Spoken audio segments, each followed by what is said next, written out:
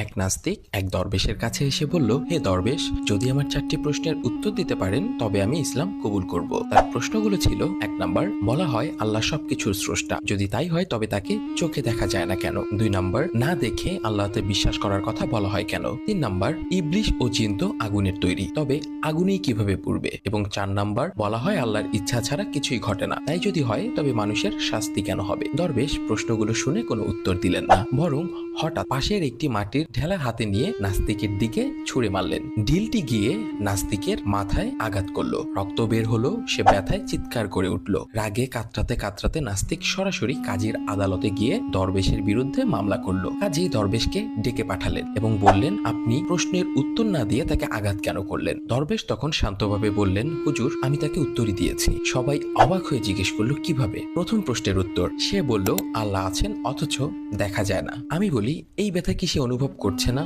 এই ব্যথা তার বিদ্যমান অথচ তিনি তা চোখে দেখতে পাচ্ছেন না। ঠিক তেমনি আল্লাহ আছেন কিন্তু তাকে চোখে দেখা যায় না। দ্বিতীয় প্রশ্নের উত্তর, সে জানতে চেয়েছে না দেখে বিশ্বাস কেন? আমি বলি, সে তো ব্যথাকে না দেখেই বিশ্বাস করছে, তাহলে আল্লাহতে বিশ্বাস করতে অসুবিধা কোথায়? 3 নম্বর প্রশ্নের উত্তর, জিন আগুনের তৈরি, আগুনে কিভাবে পুড়বে? আমি বলি, সে তো মাটির তৈরি, তাহলে মাটির আঘাতেই সে কেন ব্যথায় কাতর হলো? তেমনি আগুনের তৈরি জিন আগুনে পুড়তে পারে। আর চতুর্থ প্রশ্নের উত্তর, সবকিছু আল্লাহর ইচ্ছায় হলে শাস্তি কেন? আমি বলি, এই আঘাত তো আল্লাহর ইচ্ছাতেই হয়েছে, তবুও সে আদালতে অভিযোগ করতে এসেছে কেন? যেমন সে বিচার চাইতে পারে, তেমনি মানুষও নিজের কাজের জন্য দায়ী হবে এবং আল্লাহর বিচারের মুখোমুখি হবে। কথাগুলো শুনে পুরো আদালত স্তব্ধ হয়ে গেল, আর নাস্তিকের কোনো কথাই রইল না এবং সে ইসলাম ধর্ম গ্রহণ করলো।